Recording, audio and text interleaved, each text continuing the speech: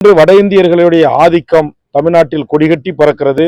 எல்லா பொருளாதார வணிகம் சம்பந்தப்பட்ட எல்லாவற்றையும் கைப்பற்றி கொண்டார்கள். வேலை வாய்ப்பையும் கைப்பற்றிக் கொள்கிறார்கள். அதனால் ஒன்றிய அரசு பதவிகளில் 90% அந்தந்த மாநில மக்களுக்கே, பீகார் வேலை பீகாருக்கு, உத்தரப்பிரதேச வேலை உத்தரப்பிரதேசக்கு, ராஜஸ்தானி வேலை ராஜஸ்தானுக்கு, தமிழ்நாட்டின் வேலை தமிழர்களுக்கு என்கிற அடிப்படையில் அதை நிறைவேற்றுவதற்குரிய சட்டம். ஒன்றிய அரசு பதவிகளிலே 90%, அந்தந்த மாநில அரசு பதவிகளிலே 100% மண்ணின் மக்களுக்கும். இதுபோன்று தனியார் பெரும் கார்ப்பரேட் முதலாளிகள் நடத்துகிற நிறுவனங்களில் மாநிலத்தில் இயங்குகின்ற தொழிற்சாலை, தனியார் தொழிற்சாலைகளிலே அங்கே 100% அந்த மக்களுக்கு வேலை வாய்ப்பை உறுதி செய்யக்கூடிய இந்த சட்டங்களை நிறைவேற்ற வேண்டும் என்கிற கோரிக்கையை முன்வைத்தும், வடவர்கள் இன்னைக்கு தமிழ்நாட்டில் 1.5 கோடி பேர் இருக்காங்கன்னு சொல்றாங்க. அதுல தற்போது 70 லட்சத்துக்கு மேற்பட்டவர்கள் வாக்காளராக மாற்றப்பட்டு இந்த 26 சட்டமன்ற தேர்தலில் வாக்களிக்கக்கூடிய ஒரு பேர் அபாயம் இருக்கிறது என்று சொல்கிறார்கள். அப்படி இருந்தால் உங்களுக்கு தெரியும், சில எம்எல்ஏக்கள் 1 ஓட்டுல 10 ஓட்டுல 100 ஓட்டுல 500 ஓட்டுல 1000 ஓட்டுல தான் வெற்றி பெற்று எம்எல்ஏவா எம்பியா போறாங்க. ஆக இந்த 70 லட்சம் பேரோ அல்லது இப்ப பீகார்ல இருந்து நீக்கி இங்க வந்து சேர்க்கப்பட்டிருக்கிற 6.5 லட்சம் பேரோ வாக்காளர்களாக தமிழ்நாட்டில் வாக்களிக்க உரிமை தந்தால் கண்டிப்பாக தமிழர் கைகள் இருக்கின்ற அந்த அரசியல் அதிகாரமும் தமிழர் கைகளில் இருந்து வடவர் கைகளுக்கு செல்வதற்கான ஒரு பேர் ஆபத்து இருக்கு. அதனால கண்டிப்பாக இதை ஏற்றுக்கொள்ள முடியாது. ஆனா அதே நேரத்துல இங்க சேலத்திலே ஒரு 50 வருஷமா 60 வருஷமா 100 வருஷமா மார்வாடி, சேட்டு, ஜெயின்ஸ், நகைக்கடை வச்சுக்கிட்டு இங்க வந்து கொலுசு கடை வச்சுக்கிட்டு நம்ம தமிழ்கிட்ட இருந்த வணிகத்தை கைப்பற்றி ரொம்ப நாளா வாழ்றாங்களா, அவருடைய ஓட்டுரிமையை பறிக்கணும் அப்படின்னு நாங்க சொல்லல.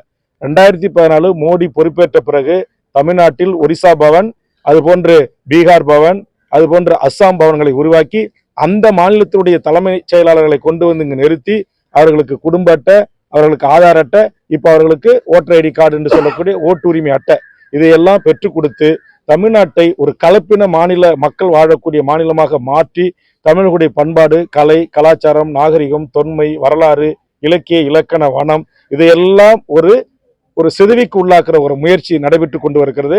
அதை எதிர்த்து பல்லாயிரக்கணக்கான மக்களை திரட்டி ஒரு மாபெரும் கோரிக்கை பேரணி போராட்டத்தை வருகின்ற 19ஆம் தேதி சிவானந்த சாலையில் தமிழக வாழ்வுரிமை கட்சி நடத்துகிறது. பாஜகவை தவிர்த்து விட்டு அதிமுக பயணிக்கிறதுக்கு வாய்ப்பு இருக்கு. இந்த அதிமுக நிலைப்பாடு எப்படி பாக்குறீங்க? அதிமுக நிலைமை எப்படி இருக்கு? அதாவது இப்போதைக்கு என்னால் எந்த ஆர்டமும் சொல்ல முடியாது.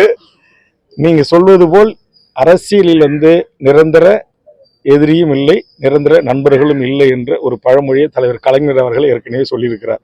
அதனால இப்பொழுது மதச்சார்பின்மையை கடைபிடிக்கிற, மதத்தின் பெயரால் அப்பாவி இஸ்லாமியர்களை, கிறிஸ்துவர்களை தாக்குகிற, அடாவடி செய்கிற, அட்டுழியம் செய்கின்ற, கல்விக் கொள்கையில் ஒரே நாடு, ஒரே மொழி, ஒரே தேர்தல், ஒரே இந்து மதம் என்று ஒரு திணிக்கின்ற ஒரு அரச பயங்கரவாதத்திற்கு எதிராக நாங்கள் ஒரு இடதுசாரிகளை கொண்ட ஒரு அணி கட்டமைத்து திமுக தலைமையிலான இந்த கூட்டணியில் இடம்பெற்றிருக்கிறோம். இன்று வரையில் 4 தேர்தல்களை சந்தித்து வெற்றிகரமாக இந்த அணி மக்களுக்கு தனது பணிகளை செய்து மக்களுடைய பேர் ஆதரவை பெற்று இன்றைக்கு நாங்கள் வெற்றி கூட்டணியாக தொடர்கிறோம்.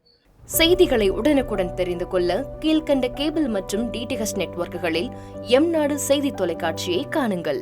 பாதகம் செய்பவரை கண்டால் நாம் பயம் கொள்ளலாகாது பாப்பா.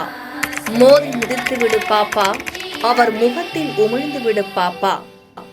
அண்மை செய்திகளை உடனுக்குடன் தெரிந்து கொள்ள இணைந்திருங்கள் எம்நாடு தொலைக்காட்சியுடன்.